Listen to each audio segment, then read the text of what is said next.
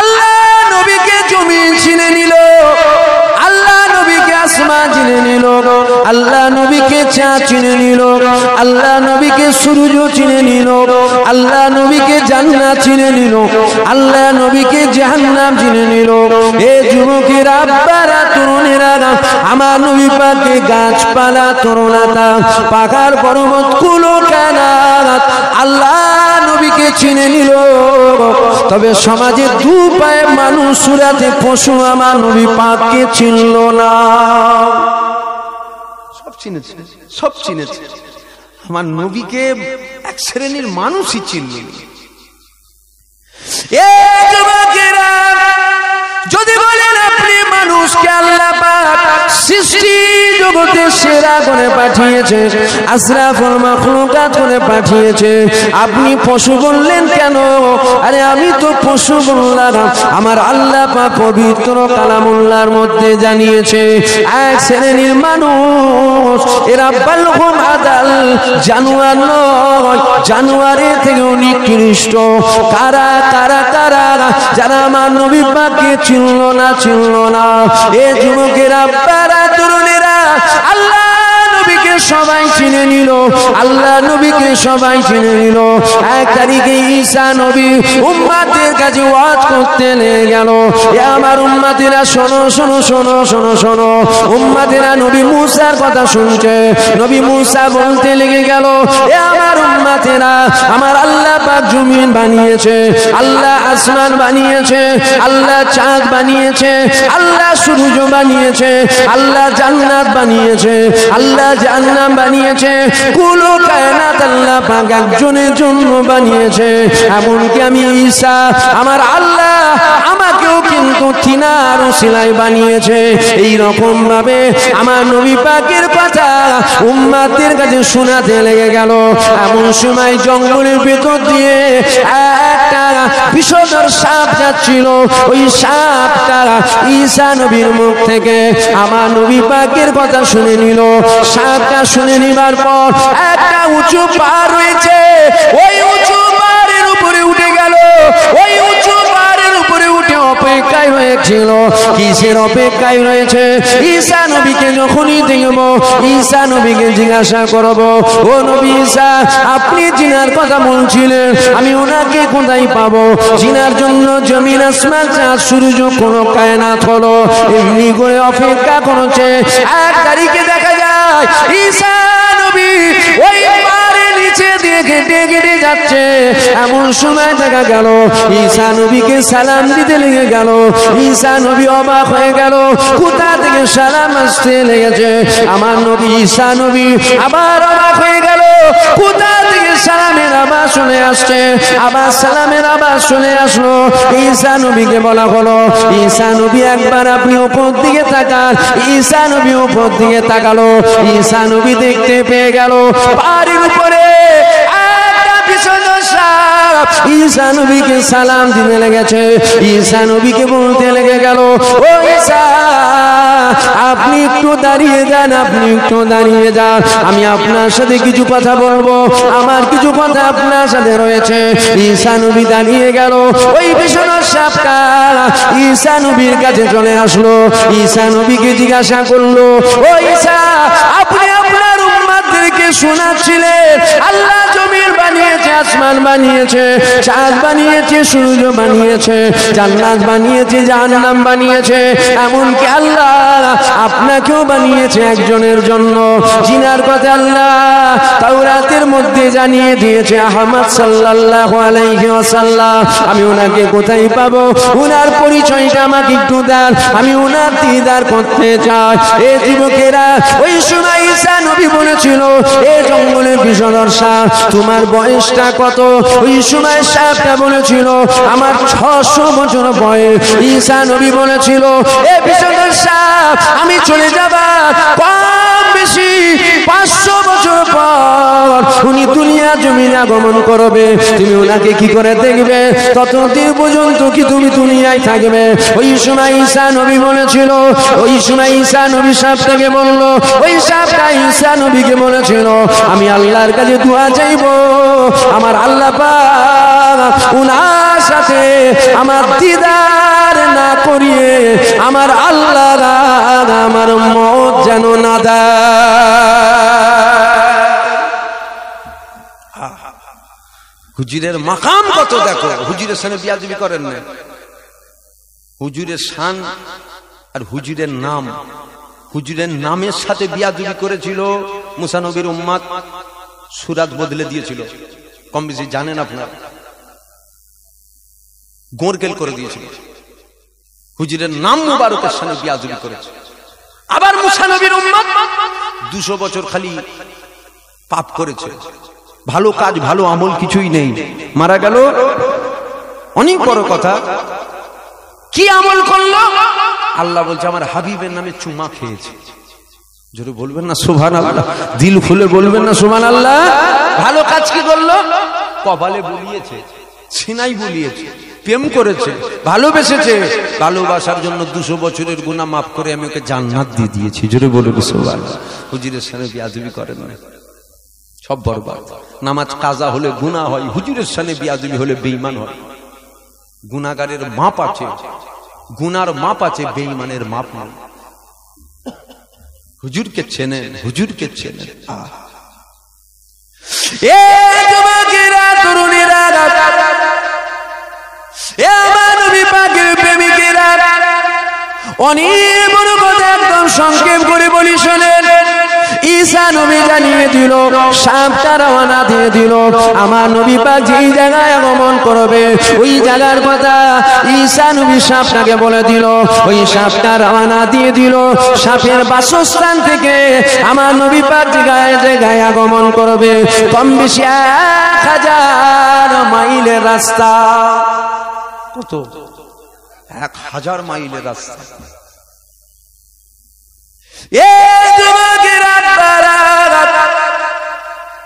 ওই সাপটা রওনা দিয়ে দিল। সাপটা যেতে যেতে যেতে যেতে একটা গুহা দেখতে পেয়ে গেল। ওই গুহার মধ্যে প্রবেশ করলো। অনেক বড় কথা, একদম সংক্ষেপে বলছি, আপনারা কম বেশি শুনেছেন। আমার নবী পাক যখন হিজরত করেছিল, আমার নবী পাক একজনকে সাথে নিয়ে হিজরত করেছিল, যিনার নামটা হলো আবু বকর সিদ্দিক। একটা গুহার মধ্যে ছিল, আবু বকরকে সাপ কামড়েছিল। জানেন তো নাকি? জানেন না? এ যুবকেরা, তাহলে মূল যেটা আমি বুঝাতে চাইছি বুঝে না। ওই গুহার মধ্যে সাপটা প্রবেশ করার পর অনেক বড় কথা, ওই গুহার মধ্যে একটা ছিদ্র দেখতে পেল। সাপটা ছিদ্রের মধ্যে ঢুকে গেল। দিন যায় রাত আসে, রাত যায় দিন আসে, দিন যায় রাত আসে। সাপটা মনে মনে চিন্তা করেছে, আমার নবী পাক যদি এই গুহার মধ্যে ঢোকে, আমার নবী পাক যদি এই ছিদ্রের মধ্যে হালাল দিয়ে বসে, আমি বাড়তে পারবো না, আমি নবী পাককে দেখতে পাবো না। ওই সাপটা কি করেছিল? একটা করে ছিদ্র করতে লেগে গেল, একটা করে ছিদ্র করতে লেগে গেল। 69টা ছিদ্র করেছিল, আর একটা ছিদ্র ছিল। 70টা ছিদ্র হলো, একটা ছিদ্রর সাথে আর একটা ছিদ্র জয়েন করে দিল। এ যুবকেরা, তরুণীরা, কেন একটা ছিদ্র যদি বন্ধ হয়ে যায় আর একটা ছিদ্র দিয়ে বার হওয়া যাবে, আর একটা যদি বন্ধ হয়ে যায় আর একটা দিয়ে বেরোনো যাবে। এমনি করে অপেক্ষায় রয়েছে। বেশ কিছুদিন কেটে গেল। এ যুবকেরা, অনেক বড় কথা, আল্লাহ নবী হিজরত করে নিল। আবু বকর সিদ্দিককে সাথে করে নিয়ে একটা গুহা দেখতে পেয়ে গেল। আল্লাহ নবী বলল, আবু বকর এখানে একটু আরাম করা যাও। আবু বকর সিদ্দিক কি করলো? ওই গুহার মধ্যে প্রবেশ করলো। আল্লাহ নবীকে বলল, ইয়া রাসূলুল্লাহ, ইয়া হাবিবাল্লাহ, আপনি একটু দাঁড়িয়ে যান, আমি ঘুরে দেখে আসি। আবু বকর ভেতরে ঢুকে গেল। আবু বকর যেই ভেতরে ঢুকেছে, আবু বকর দেখতে পেয়ে গেল ওই গুহার মধ্যে অনেক কটা ছিদ্র রয়েছে। সাপটা আবু বকরকে দেখতে পেয়েছে।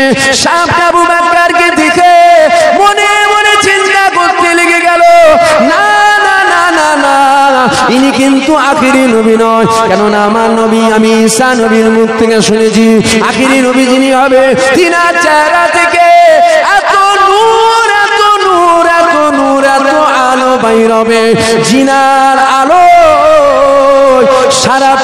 পৃথিবী আলোকিত হয়ে যাবে। আবু বকর সিদ্দিক ঢুকে গেল, সাপটা চিন্তা করতে লেগে গেল ইনি কিন্তু আখেরি নবী নয়। আবু বকর সিদ্দিক কি করলো, একটা ছিদ্র বন্ধ করলো, আর একটা ছিদ্র বন্ধ করে দিল, আর একটা ছিদ্র বন্ধ করে নিল, আর একটা ছিদ্র বন্ধ করে নিল। এইরকম ভাবে বন্ধ করতে করতে 69টা ছিদ্র বন্ধ করে দিল, একটা ছিদ্র বাকি রয়ে গেল। এ যুবকেরা, আল্লাহ নবী ওই দুয়ার মধ্যে প্রবেশ করলো। আবু বকর যে ছিদ্রটা বন্ধ করতে পারেনি, নিজের পায়ের গোড়ালিটাকে দিয়ে ওই ছিদ্রটাকে আটকে রেখেছে। আল্লাহ নবী আবু বকরের পরে মাথা রেখে শুয়ে রয়েছে। এমন সময় দেখা গেল আবু বকরের পায়ে কি যেন একটা ঠালে। আবু বকর বুঝে গেছে এই ছিদ্রের মধ্যে কিছু রয়েছে। আবু বকরকে সাপটা প্রথম কামড়াই না, আবু বকরের পায়ে প্রথম ঠেল দিল। আবু বকর বুঝে গেল এই ছিদ্রের মধ্যে কিছু রয়েছে, এখান থেকে পা সরানো যাবে না। যদি আমি পা সরিয়ে নিই, যদি কোনো বিষাক্ত প্রাণী বার হয়ে যায়, যদি কোনো বিষাক্ত প্রাণী বার হয়ে আমার নবী পাকের আঘাত করে দেয়, আমার নবী পাকের ক্ষতি হয়ে যাবে। আবার সাপটা ঠেল দিল, আবু বকর পা সরানো না, আবার ঠেল দিল, আবু বকর পা সরানো না। সাপটা অপেক্ষায় রয়েছে আমার নবী পাককে দিদার করবে, বাইর হতে পারছে না। ওই সাপটা কি করলো, আবু বকরকে কামড়ে নিল। আবু বকরকে যখন কামড়ে নিয়েছে, আবু বকর পা সরাচ্ছে না, পা সরাচ্ছে না, কারণ আবু বকর বুঝে গিয়েছে কোনো বিষাক্ত জন্তু জানোয়ার প্রাণী রয়েছে। আমি যদি পা সরিয়ে নিই, আমার নবী পাক আরাম করছে, আমার নবী পাকের হয়তো ক্ষতি হয়ে যাবে। এই না মনে করে আবু বকর পা দিয়ে টিপে রেখে দিয়েছে, সাপটা কামড়ে নিয়েছে। আবু বকরের গোটা শরীর চলতে লেগে গেল। এ যুবকেরা, মুহাব্বত কাকে বলে দেখো, প্রেম কাকে বলে দেখো। ওই জীবনটা রেখে কোনো লাভ নাই যে জীবনে নবীর অপমান দেখতে হবে, ওই জীবনটা রেখে কোনো লাভ নাই যে জীবনে নবীর বেইজ্জতি দেখতে হবে। ওই জীবনটা কুত্তার জীবন, যেই জীবনে তোমার নবীর অপমান হবে তুমি দেখবে। বুঝছেন? ও তো কুকুরের বিষ খেয়ে মরে যায় না, ঘরে গলায় দড়ি দিয়ে দিয়ে। আমার একটু কথা বাপ করা কিছু মানুষের ভালো লাগে, কিছু মানুষের ভালো লাগে না। ঘরে যে বিষ খেয়ে নাই গলায় দড়ি দিয়ে মরে যা, কেন তোর সামনে নবীর অপমানে যদি ভ্যাল ভ্যাল করে দেখছে। আর দাদা হুজুরের মুরিদরা গোল আলু টাইপের, দোলালে তাল মিশিরি, বুঝতে পারছেন? দাদা হুজুরের মুরিদরা একটু গোল আলু টাইপের, যেদিকে গলায় সেই দিকে করে। দাদা হুজুরের মুরিদরা একটু গোল আলু টাইপের, একটু মজবুত হন না। নরম জিনিস এমন একটা জিনিস সবাই মন চায় একবার টিপবে। একটু মজবুত হন, দেখবেন কেউ টিপতে আসবে না। একটু মজবুত হন। কার জন্য? হুজুর পাকের জন্য, হুজুর পাকের জন্য।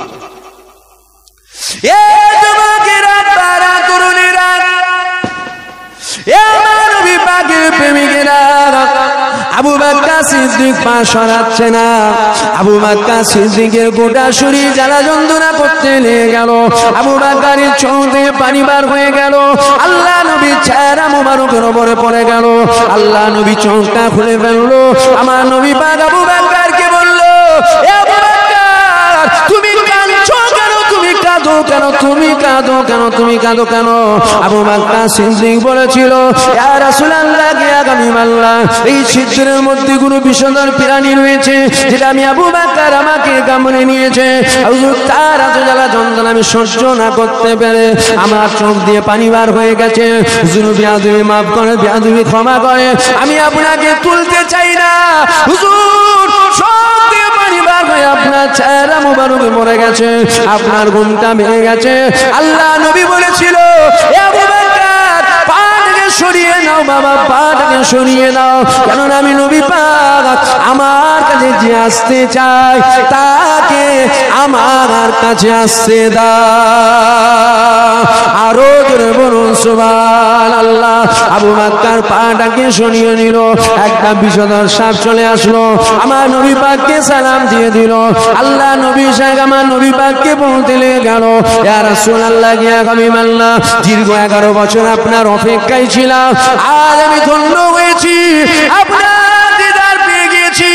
অনেক বড় কথা। ওই সাপটা ওখান থেকে রওনা দিয়ে চলে গেল। আবু বকর সিদ্দিক, আল্লাহ নবী বলল, আবু বকর, লাও বাবা লালা, লাও বাবা লালা। আল্লাহ নবী লালা মুবারক বার করলো। আবু বকরের যে জায়গায় সাপ কামড়েছে ওই জায়গায় লাগিয়ে দিবার সাথে সাথে আবু বকর সিদ্দিকের সমস্ত জ্বালা যন্ত্রণা দূর হয়ে চলে গেল। এখানে একটা জিনিস বোঝা রয়েছে, আমার নবী পাকের থুতু আমাদের মতো নয়, কেননা আমার নবী পাকের থুতু মুবারক লাগিয়ে দিয়েছে বিষধরে সাপের বিষটা পানি হয়ে গেছে। এ যুবকেরা তরুণীরা, অন্য কেউ যদি নবীর সামনে বেয়াদবি করে তার বিরুদ্ধে যেমন আমাদের প্রতিবাদ হয়, ঘরের লোক যদি বেয়াদবি করে এর বিরুদ্ধে আমাদের প্রতিবাদ দরকার আছে না নাই? ঘরের লোক বলে মা বাপের ছান নেই তো ঘরের লোক, হ্যাঁ বাপের ছান নেই। আমার একটা বেটা, আমার 3 বছর বয়স, আমার বেটাকে যদি রাস্তায় নবীর জন্য কেউ ধরে জবাই করে দেয় আমি বলবো আলহামদুলিল্লাহ। কেন? আমার বাচ্চা হুজুরের জন্য জবাই হয়েছে। এটা শুধু আমার না, সবার। জোরে বলেন, জোরে বলেন। বাচ্চা আগে না নবী আগে? বাপ আগে না নবী আগে? আরে বাপকে বাপ বলে ডাকছিল তো নবীর জন্য, কথা ঠিক না বলুন? তাহলে বাইরের বেলায় যেমন প্রতিবাদ হচ্ছে, ঘরের বেলায় প্রতিবাদ করতে হবে।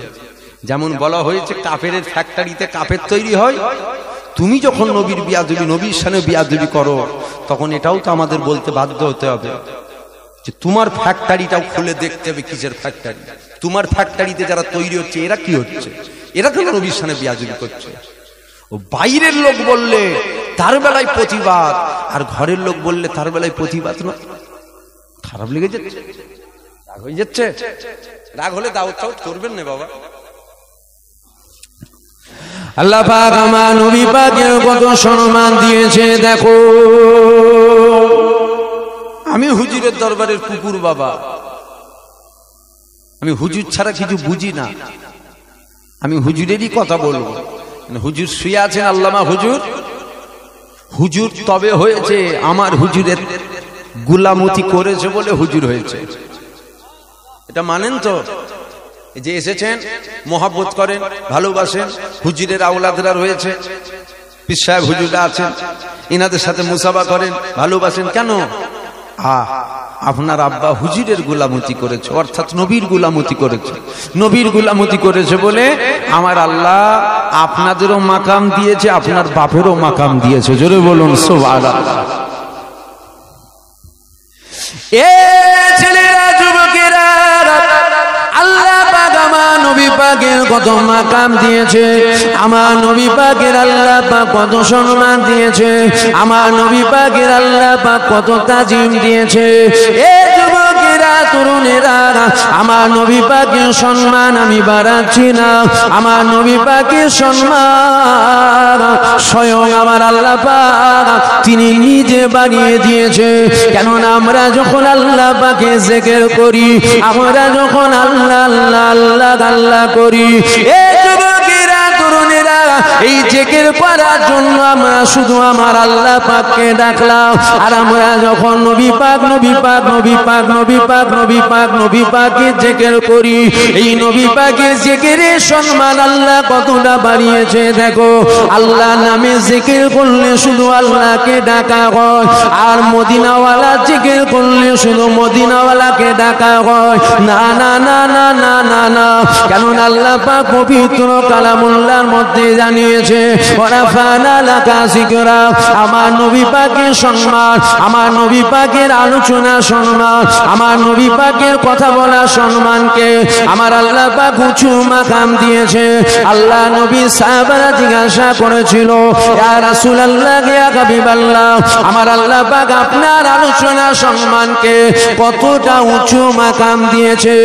এ যুবকেরা, তরুণেরা, আল্লাহ নবী জানিয়ে দিয়েছিল, বাবা সাহাবারা শোনো শোনো শোনো শোনো শোনো, আমি নবী পাক আমার আলোচনাকে আমার আল্লাহ নিজের আলোচনার সাথে তুলনা করেছে।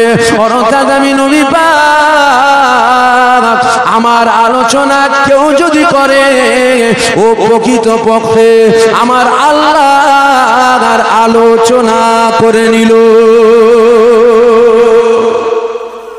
যদি বলবেন না সুবহানাল্লাহ। হুজুরের সম্মান আমি বাড়াচ্ছি না, আল্লাহ বাড়িয়েছে। সবাই মিলে বলুন।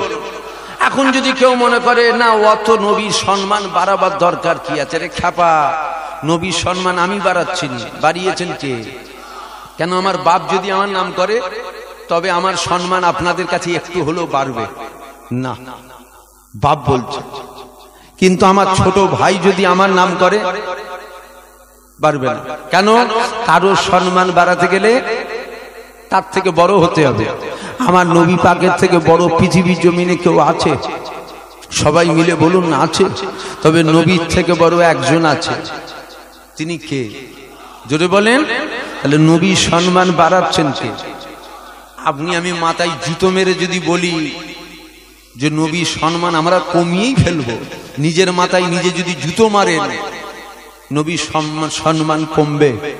জোরে বলছেন না কেন? কেন যার ইজ্জত আল্লাহ দেয়, পৃথিবীর কোন ক্ষমতা নাই তার সম্মান কমাবে। কেন? হুজুর পাকের ইজ্জত দিয়েছেন কে?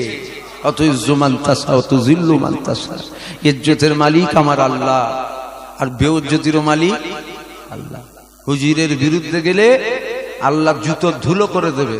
হুজুরের পক্ষে থেকে হুজুরের গোলামতি করলে আল্লাহ দুনিয়াতেও সম্মান বাড়াবে, আখিরাতেও বাড়াবে। দুনিয়াতেও সম্মান বেড়েছে, আখিরাতেও বেড়েছে।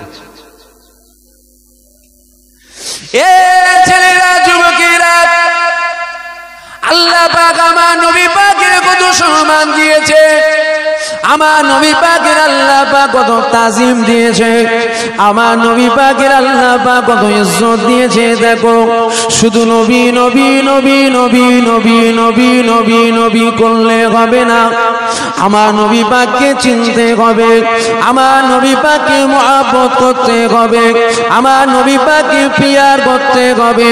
কেননা নবী পাকের সম্বন্ধে আমরা যত জানবো, যত বুঝবো, যত শুনবো, আমাদের দিলে আমার নবী পাকের মহব্বতটা ঠিক ততই বাড়বে। ঠিক না বলুন? এ যুবকেরা, এ আমার নবী পাকের প্রেমিকেরা, আল্লাহ পাক আমার নবী পাকের কত সম্মান দিয়েছে। দেখো, আমার নবী পাকের সম্মান পৃথিবীর কেউ দেয়নি, আমার নবী পাকের সম্মান আমার আল্লাহ পাক তিনি দিয়েছে।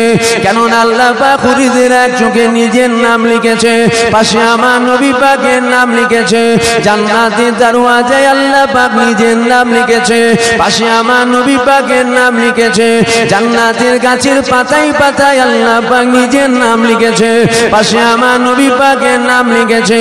আরশে আজিমে আল্লাহ পাক নিজের নাম লিখেছে, পাশে আমার নবী পাকের নাম লিখেছে। যেখানে আল্লাহ পাক আছে ওই জায়গায় আমার নবী পাক রয়েছে, আর যেখানে আমার নবী পাক না ওই জায়গাতে আমার আল্লাহ পাক তিনিও কিন্তু থাকবে না।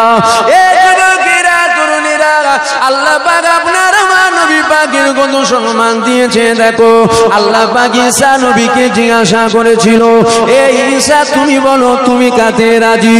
ঈসা নবী বলেছিল, মওলা তুমি যাতে রাজি। আল্লাহ পাক মূসা নবীকে বলেছিল, মূসা তুমি কাতে রাজি? মূসা নবী বলেছিল, মওলা তুমি যাতে রাজি। আল্লাহ পাক ইব্রাহিম নবীকে বলেছিল, তুমি কাতে রাজি? কেননা ইব্রাহিম নবীকে নমরুদ আগুনের মধ্যে ফেলেছিল। অনেক বড় কথা একদম সংক্ষেপ করে বলছি। হযরত জিবরাইল চলে আসলো, ইব্রাহিম নবীকে সালাম দিয়ে দিল। ইব্রাহিম নবীকে সালাম দিয়ে দিবার পর ইব্রাহিম নবীকে বলেছিল, ও নবী ইব্রাহিম, আপনি যদি আমাকে হুকুম দেন আমি আপনাকে ধরে নেব। ইব্রাহিম নবী বলেছিল, খবরদার জিবরাইল ডিস্টার্ব করো না, কেননা আমার আল্লাহ পাক কানা নয়, আমার আল্লাহ পাক আমাকে দেখছে। আমার আল্লাহ পাক আমাকে যদি আগুনে পুড়িয়ে খুশি হয়, আমি ইব্রাহিম কেন পুড়ে খুশি হব না? অর্থাৎ সমস্ত নবীরা বলেছিল, আল্লাহ আপনি যাতে রাজি আমরা তাতে রাজি।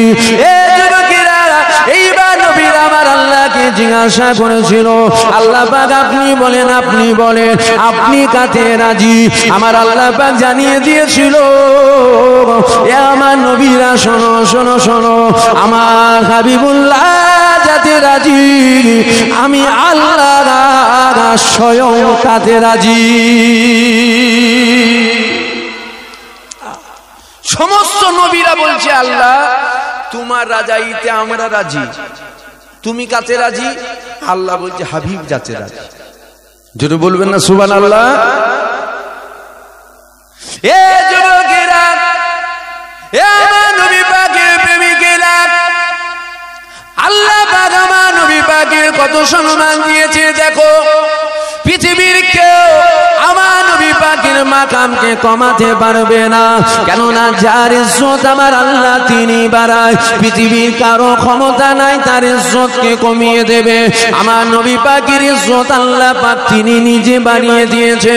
এ যুবকেরা, তরুণীরা, আজ যদি কেউ আমার নবী পাকের সম্মান মাথায় তিলক লাগিয়ে কমাতে আসে, সে কমাতে পারবে না। কেন? আমরা তার কথা শুনবো না। ভালো করে শুনবেন।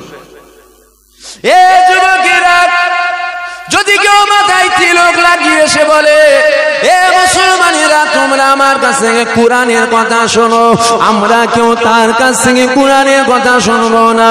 যদি কেউ মাথায় টুপি পরে, মুখে দাঁড়িয়ে রেখে বড় জুব্বা পরে আমার নবী পাকের মাকাম শোনাতে আসে, কোরআন শরীফ শোনাতে আসে, আমরা কিন্তু 10 জনা শুনবো। আর ওই 10 জনার মধ্যে 4 জনার ঈমান কেউ লুটতে পারবে। কেননা মুনাফিক বড় ভয়ঙ্কর। আল্লাহ নবীর পিছনেই বসেছিল জুলখাইস তামিমি। আমার নবী পাক যখন গানিমাতের মাল বন্টন করছিল, আল্লাহ নবীকে ওই জুলখাইস তামিমি বলেছিল, মুহাম্মাদের তাকুল্লাহ, আমার আল্লাহকে ভয় করো, কেননা তোমার ইনসাফ করা ঠিক হচ্ছে না। এই কথাটা যখন বলেছে, ওমর ফারুক হুজুর উঠে দাঁড়িয়ে পড়েছে। ওমর ফারুক উঠে দাঁড়িয়ে বলতে লেগে গেল, ইয়া রাসূলুল্লাহ, ইয়া হাবিবাল্লাহ, আপনি আমাকে হুকুমটা দিয়ে দেন, এই মালাউনে ধর থেকে কল্লাটাকে আলাদা করে দেবো। কেননা এত বড় বেঈমান আমার নবীকে বলে ইনসাফ করা শেখো। এ যুবকেরা, তরুণীরা, আল্লাহ নবী বলল, ওমর বসে যাও, বসে যাও। আর একজন উঠে বলল, শেরে খোদা আলী উঠে বলল, ইয়া রাসূলুল্লাহ, ইয়া হাবিবাল্লাহ, হুকুম দেন, এই ধর থেকে কল্লাটাকে আলাদা করে দেবো। আল্লাহ নবী বলল, খবরদার একে মেরো না, একে চিনে রাখো। এর নাসাল থেকে একটা দল বাইর হবে, যাদের নামাজ, যাদের রোজা, যাদের হজ, যাদের যাকাত, যাদের কোরআন তেলাওয়াত, যাদের তাসবিহ পড়া, বাহ্যিকটা যদি তোমাদের সাথে মিলানো হয়, এদেরটা সুন্দর হবে, তোমাদেরটা তুচ্ছ হবে। আল্লাহ নবীকে সাহাবা হুজুরা জিজ্ঞাসা করলো, ইয়া রাসূলুল্লাহ, ইয়া হাবিবাল্লাহ, এত কিছু থাকার পরও কেন জাহান্নামে যাবে? আল্লাহ নবী বলেছিল, এ সাহাবারা, আমল থাকবে ঠিকই কথা, কিন্তু আমি নবী পাক আমার প্রতি দেখে আকীদা ঠিক থাকবে না। আমি নবী পাকে দিয়ে আমার প্রতি হাইয়া থাকবে না। এ যুবকেরা, তাই তো আজ সমাজে আমার নবী পাকের শানে বেয়াদবি করা হয়। আমার তাই টুপি দিয়ে মুখে দাঁড়িয়ে রেখে বড় জুব্বা পরে আমার নবী পাকের মাকামকে কমানো হয়, আমার নবী পাকের ইজ্জতকে কমানো হয়, আমার নবী পাকের শানকে কমানো হয়। কখনো শোনা যায় আল্লাহ নবীকে দাঁড়িয়ে সালাম দেওয়া হারাম, আবার কখনো শোনা যায় আমার নবী পাক আমাদের মতো মানব, আবার কখনো শোনা যায় আল্লাহ নবী তো আমাদের মতনই মানব। মানুষ যে হবে তার মুখ থেকে গন্ধ বাইর হবে। আমার নবী পাক মানুষ ছিল, তাই নবী পাকের মুখ থেকে গন্ধ বেরোতো। এই যুবকেরা, তরুণীরা, এই সব কথাগুলো সমাজে শোনা হয়। এরা আমার নবী পাকের পক্ষে কখনো বলে না। এরা আমার নবী পাকের সব সময় মাকামকে কমাতে চায়, কমাতে যায়। কি দিয়ে নবী পাকের মাকামকে কমায়? এরা কিন্তু কোরআন দিয়ে নবী পাকের মাকাম কমায়। যদি বলেন কোরআন দিয়ে নবী পাকের মাকাম কি কমানো যাবে? কোরআন আল্লাহ পাকের বাণী, আল্লাহ পাক পবিত্র কালামুল্লাহ দুনিয়া জমিনে পাঠিয়ে দিয়েছে। যে যেমন ভাবে ব্যাখ্যা করবে সে ওই রকম ভাবে পাবে। কিন্তু আমরা দুনিয়ার কারো কাছ থেকে কোরআন শুনবো না। আমরা যদি কোরআন শুনি আল্লাহ নবী সাহাবাদের থেকে শুনবো। আমরা যদি কোরআন শরীফ শুনি আমার নবী পাকের সাহাবাদের থেকে কোরআন শুনবো। কেননা পবিত্র কালামুল্লাহর মধ্যে রয়েছে, আমার আল্লাহ পাক পবিত্র কালামুল্লাহর মধ্যে বলে দিয়েছে, কুল ইন্নামা আনা বাশারুম মিসলুকুম, হাবিব আপনি বলে দিন আমি তোমাদের মতনই মানব। এই যুবকেরা, এই কোরআন শুনি আমাদের ঈমান লুটা হচ্ছে, এই কোরআন শুনি আমাদের ঈমানকে নষ্ট করা হচ্ছে। কেননা আল্লাহ পাক কুরআনের মধ্যে জানিয়েছে, কুল ইন্নামা আনা বাশারুম মিসলুকুম, হাবিব আপনি বলে দিন আমি তোমাদের মতো মানব। এ যুবকেরা, আল্লাহ নবী মানুষ ছিল ঠিকই কথা, কিন্তু আমাদের মতো মানুষ ছিল না, মানুষ ছিল না। যদি বলেন কেন আমাদের মতো মানুষ ছিল না, আমাদের হাত আছে, আল্লাহ নবীরও হাত ছিল, আমাদের পা আছে, নবী পাকেরও পা ছিল। আমিও তো বলছি আমাদের হাত ছিল, আল্লাহ নবীরও হাত ছিল। তবে এতটুকু দেখে নাও, আমার নবী পাকের হাতে সাদা দাগুল ছিল, আমাদের হাতে সাদা দাগুল রয়েছে।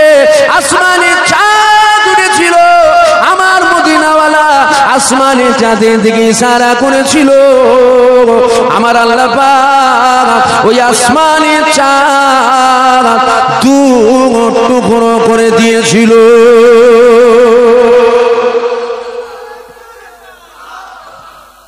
হুজুরের হাত আমাদের মতন হচ্ছে, জোরে বলেন, জোরে বলেন। কিন্তু আল্লাহ কুরআনে বলেছে কি, কুল ইন্নামা আনা বাশারুম মিসলুকুম, হাবিব বলুন আমি তোমাদের মতন মানুষ। কুরআন শুনিয়ে আমাদের ঈমান লুটা হচ্ছে। আল্লাহ নবী জানিয়েছেন আমার উম্মতেরা ৭৩ দলে বিভক্ত হবে, ৭২ যাবে জাহান্নামায়, একটা যাবে জান্নাতে।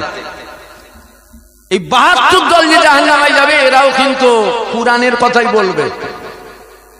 হযরত আলী হুজুরের বিরুদ্ধে একটা দল বেরিয়েছিল, যারা বলেছিল আলী আমরা তোমার কথা মানি না, আমরা কুরআন মানি, জাহান্নামায় যাবে।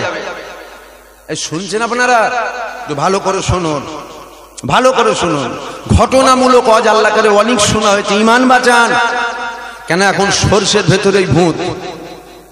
আমার কথাটা আপনারা কতজন বুঝছেন আমি জানি না। এখন সরষের ভেতরেই ভূত, ঘরের দুশমন বড় দুশমন, বুঝতে পারছেন না? আমার বাজারে হাজারো যদি দুশমন থাকে, আমার ওটাকে নিয়ে টেনশন হয় না। কেন?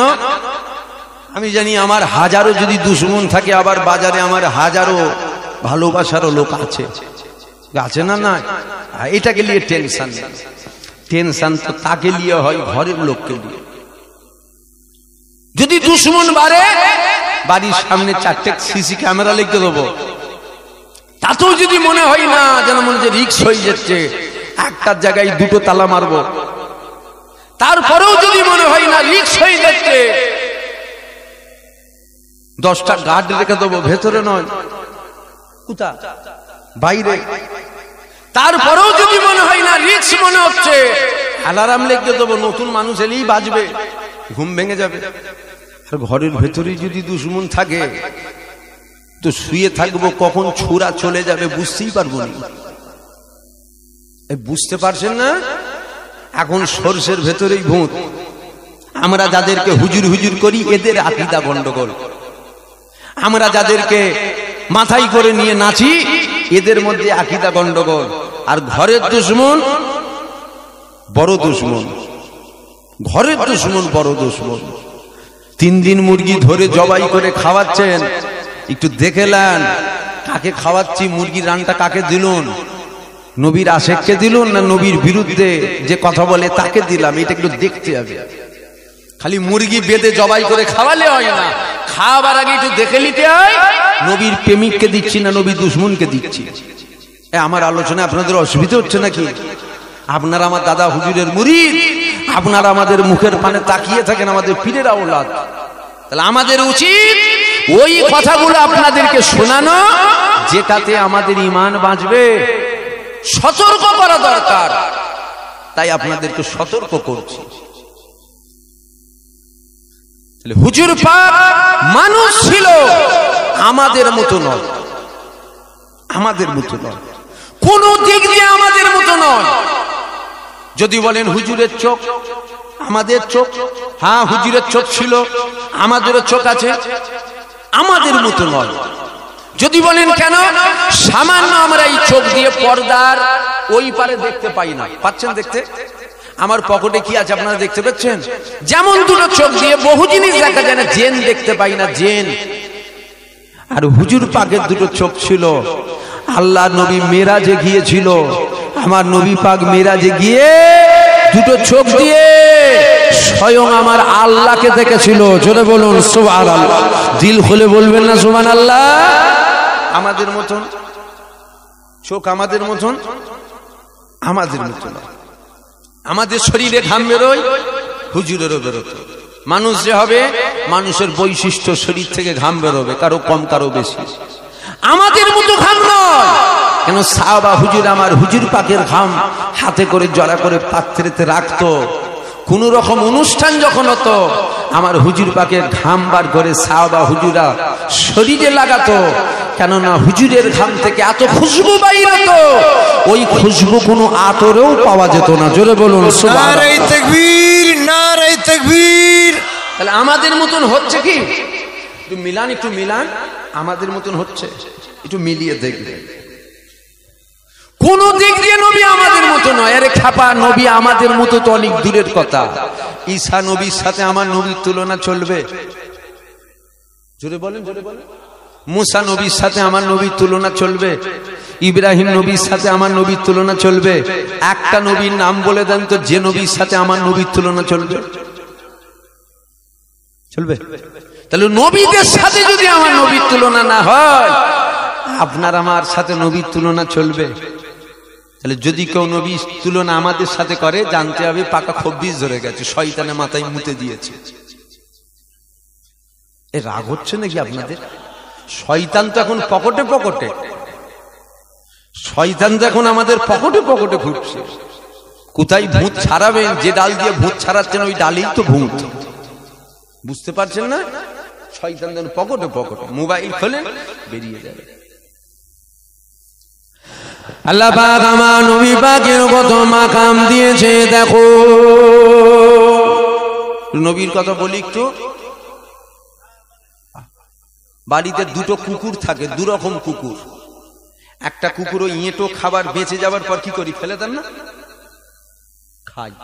একদিন, দুদিন, 3 দিন, 4 দিন, 5 দিন, 10 দিন খাবার পর কি হয় ও জানে আমি না খাবার পাবো। কিছু কিছু চায়ের দোকানে দেবের কুকুর বসে থাকে। ওটা কিন্তু কিনা কুকুর নয়, ওটা এমনি এসে রয়ে গেছে।